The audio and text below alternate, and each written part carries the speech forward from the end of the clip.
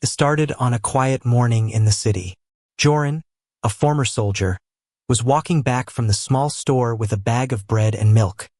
He lived alone now, far from the noise of the military, trying to enjoy a peaceful life. But that peace ended when the shadow of a massive ship covered the street. People stopped, looking up, their mouths open in shock. The ship was like nothing from Earth. Smooth silver plates that seemed to glow, long wings that cut through the clouds, and strange blue lights that pulsed like a heartbeat.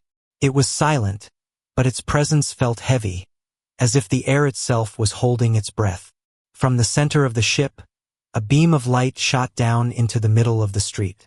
Inside the beam stood 3 figures, tall and slim, with pale silver skin and eyes like liquid gold. They were beautiful but in a cold, alien way, like statues carved by a master's hand. People of Earth.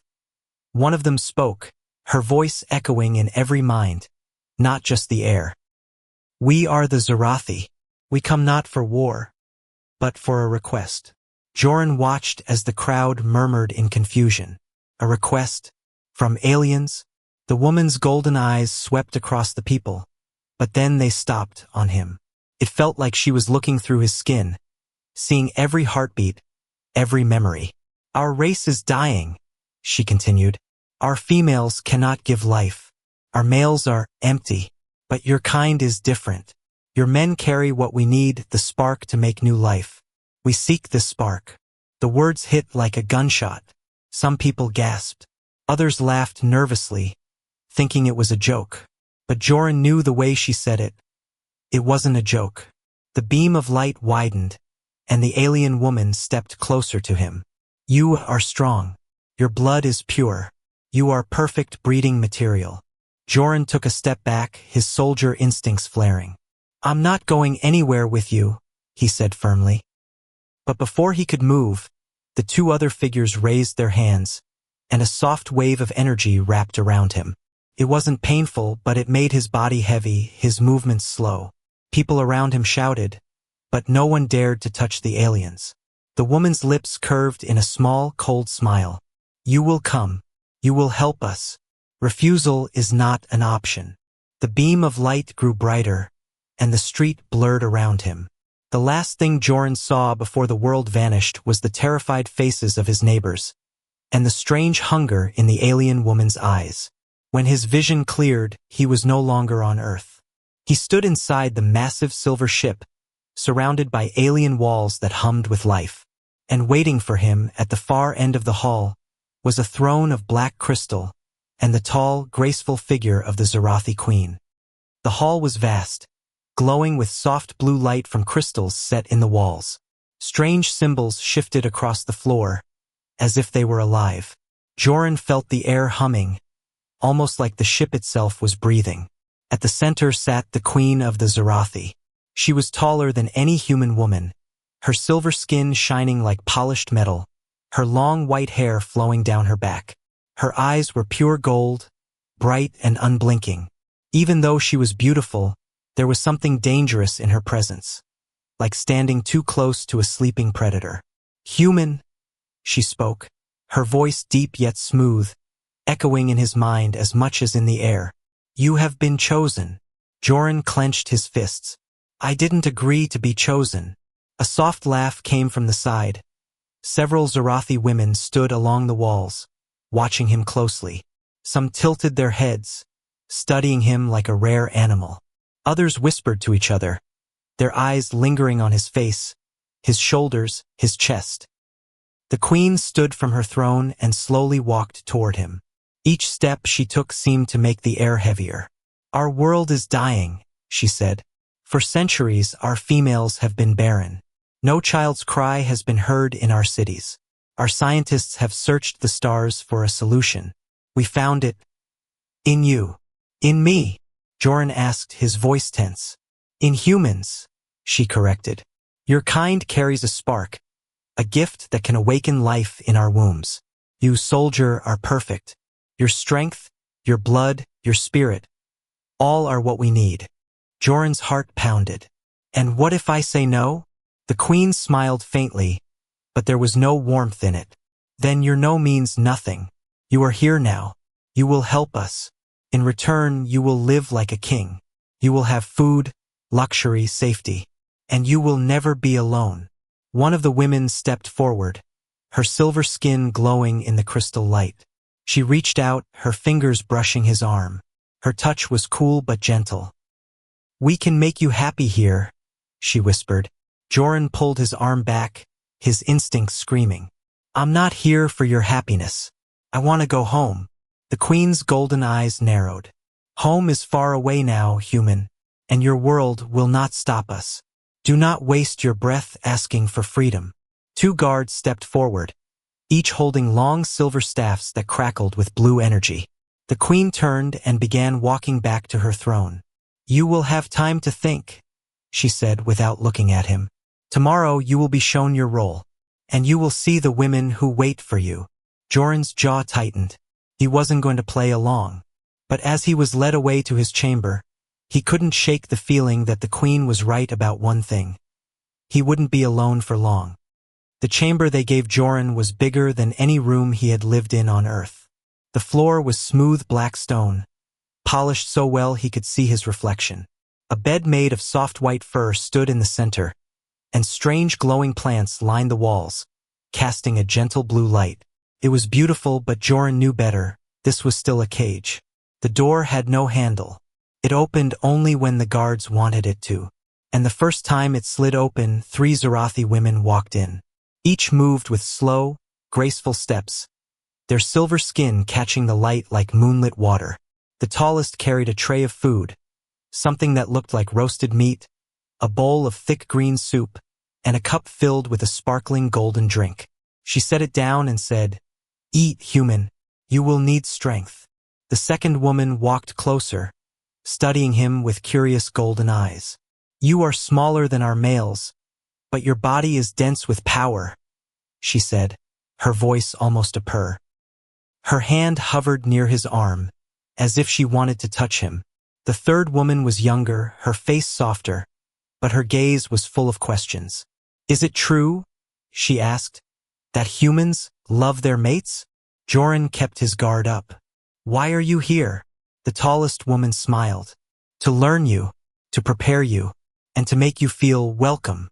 He took a bite of the meat, but his mind was racing. Every word they spoke made it clear. They saw him as more than a guest. They saw him as a resource, a tool. Over the next hours, more women came and went. Some asked about Earth. Some brought gifts, a cloak of fine silk, a necklace made of blue crystal, a book with alien symbols he couldn't read. A few were bolder, letting their fingers trail across his skin, watching him for any reaction. Joran stayed calm, but inside, he felt the walls closing in. They were studying him, testing him, making sure he would fit into whatever plan the queen had for him. When night came, if it was truly night on this ship, the glowing plants dimmed, and the door slid shut. Joran lay on the fur bed, staring at the ceiling where tiny lights moved like stars. He thought about escape, about overpowering the guards, but he didn't even know where he was. All he knew was that the queen wanted him, and the women here looked at him with a hunger that had nothing to do with food. As he drifted into uneasy sleep, a single thought echoed in his mind. Tomorrow, they would show him his role, and he had a feeling it wouldn't be anything he wanted. Joran woke to the sound of the door sliding open. A tall female guard stood there, her silver armor gleaming under the blue lights. "The queen will see you later," she said coldly. "Until then, you may walk the halls, but do not enter the red-marked doors." That was a mistake. Telling a soldier what not to do only made him want to do it more. The corridors of the ship were quiet. The walls curved like the inside of some giant creature. Strange energy pulsed under the silver metal, and the floor gave off a soft vibration. As he walked, Zarathi women passed him, their eyes following him like predators watching prey. Some smiled. Others just stared in silence. Then he saw it, a large black door at the end of a side hallway. A thin red line ran across it, glowing faintly. It was the only door with a warning symbol carved into the wall. He looked around. No one was nearby. Slowly he approached. The door slid open with a soft hiss. Inside, the light was dim, the air colder. Strange machines stood in rows, connected by silver cables that pulsed with green liquid. And inside some of those machines, he saw them, humans, men, strapped to the machines, their eyes closed, their bodies unmoving.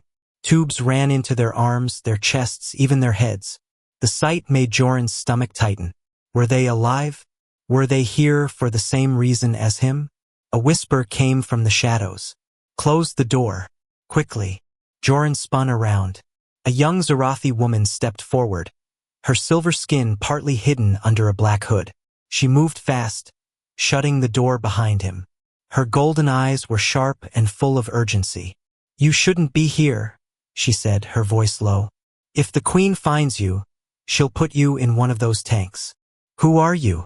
Joran demanded. My name is Lyra, she replied. I'm a scientist, or I was, before I saw what she's doing. These men, they were told the same thing you were, that they'd be treated well, that they'd help save our race. But once they agreed, they were taken here. Used. Drained. Joran's fists clenched. And they're still alive? Some, she said grimly. But not for long. Lyra stepped closer, pressing something small and cold into his hand. A silver key-shaped device. This will open any locked door. Keep it hidden. When the time comes, you'll need it to escape. Before Joran could speak, the sound of footsteps echoed in the hall outside. Lyra's eyes widened. Go. Now. Act normal. The door slid open, and Joran stepped out into the main hall just as two armored guards passed by. He kept walking, his heart pounding. He didn't know if Lyra was telling the truth, but the image of those men trapped in machines was burned into his mind. And deep down, he knew his time was running out. The next morning, Joran was taken from his chamber without warning. Two tall guards in silver armor flanked him, their staffs crackling with blue energy. They didn't speak as they led him through winding halls until they reached a huge round room filled with blinding white light. In the center stood a strange machine, part medical table, part cage. It was made of polished black metal, with glowing tubes that ran into the floor. The air smelled faintly of something sweet, almost like flowers, but underneath was the sharp scent of metal and oil. The queen was there, waiting. She wore a long gown of shimmering gold that clung to her tall frame. Around her stood several Zarathi scientists, their golden eyes fixed on Joran like they were studying a rare creature. Today, the queen said, we begin the compatibility trial. Joran narrowed his eyes. Trial for what? To measure your strength, your health, and your potential, she replied with a faint smile. Do not fear. It will not hurt unless you resist. Two guards stepped forward and guided him toward the machine. He didn't fight, but his muscles stayed tense. The table was cold under him as they strapped his arms and legs down with smooth metal bands. The scientists moved quickly, placing thin silver discs on his chest, his temples, and even his neck. Tubes filled with glowing green liquid slid into place beside him. Joran's instincts screamed at him to break free, but he forced himself to stay calm, watching every move they made. Begin, the queen ordered. The machine came to life with a deep hum. The tubes began to pulse, and the silver discs on his skin grew warm.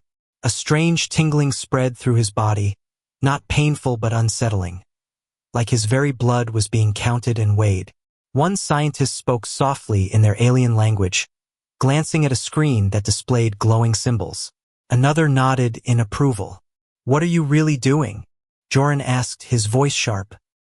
The queen walked closer, her golden eyes locking on his. We are confirming what I already know, that you are the perfect source, that you will give our race life again. The warmth from the discs grew stronger, and suddenly images flashed in his mind. Faces of Zarathi women, some he had seen, others he hadn't. He realized the machine wasn't just scanning his body, it was reading his thoughts. He tried to push them away, thinking only of empty walls, cold stone, anything to block them out. The queen tilted her head. You resist well. That is rare. After several minutes, the machine powered down, and the bands released him. The queen smiled. You will meet your first candidate tomorrow. Rest well, human. As the guards led him out, Joran kept his face blank, but inside he was burning with questions. If tomorrow meant meeting one of these women, he needed to know one thing: was she coming to save him, or to keep him here forever? The next day, the guards came for Joran again. This time, they led him to a hall unlike any he had seen before. It was long and bright, with walls covered in golden vines that seemed to move slowly, as if alive. At the far end sat the queen on her black crystal throne, her golden eyes glowing brighter than ever. Around her, dozens of Zarathi women stood in silence. Each was strikingly beautiful in a strange, alien way, tall, silver-skinned, with hair like threads of light. Some wore long gowns, others armor that hugged their lithe bodies. But all of them were watching him with the same unblinking focus. "Human," the queen said smoothly, "today you will choose." Joran stopped in the center of the hall. "Choose what?" "Your mate," the queen replied. "One of these women will become the first to carry your seed. She will live with you, tend to you, and help you fulfill your role." A faint ripple of excitement passed through the women. Some smiled softly. Others tilted their heads, studying him like they were deciding how to approach prey. Joran's stomach tightened. "And if I refuse?" The queen's smile didn't change. "You won't. You are here to save us, and this is how you will do it." One by one, the women stepped forward. Each introduced herself, her voice musical and confident. They spoke of their status, their beauty, their skills. Some hinted at passion, others at loyalty. One even touched his hand lightly as she passed, her cool fingers sending a shiver up his arm. But at the far edge of the hall, standing apart from the rest, was Lyra, the young scientist he had met in the Forbidden Chamber. She didn't step forward. She didn't smile. She only looked at him with a small shake of her head, her message silent but clear. "Don't choose." The queen noticed his hesitation and leaned forward on her throne. "Human, your time is short. Choose now, or I will choose for you." Joran's mind raced. Choosing meant stepping deeper into their plan, making escape harder. But refusing might expose Lyra and the secret she had shared. He looked into the eager eyes of the women before him, and then back to Lyra's steady, warning gaze. Finally, he said, "I can't choose yet. If you want me to do this right, I need to know more about them, about their lives, their people. I don't breed with strangers." A murmur ran through the hall. The queen studied him for a long, silent moment. Then she leaned back and smiled in a way that made his skin crawl. "Very well, human," she said. "Tomorrow you will learn, and then you will choose." As the guards led him out, Joran caught one last glance from Lyra. Her eyes told him the truth. Tomorrow wasn't just about learning. It was about survival. That night, Joran couldn't sleep. He sat on the edge of the fur bed, turning the small silver key-shaped device Lyra had given him over in his hands. Tomorrow, the queen expected him to give his answer. But deep down, he already knew he couldn't be part of her plan. When the chamber door slid open the next morning, it wasn't the guards. It was Lyra.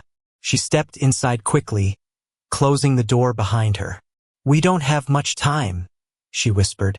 Joran stood. "What's going on?" "The queen doesn't want a mate for you," Lyra said, her voice urgent.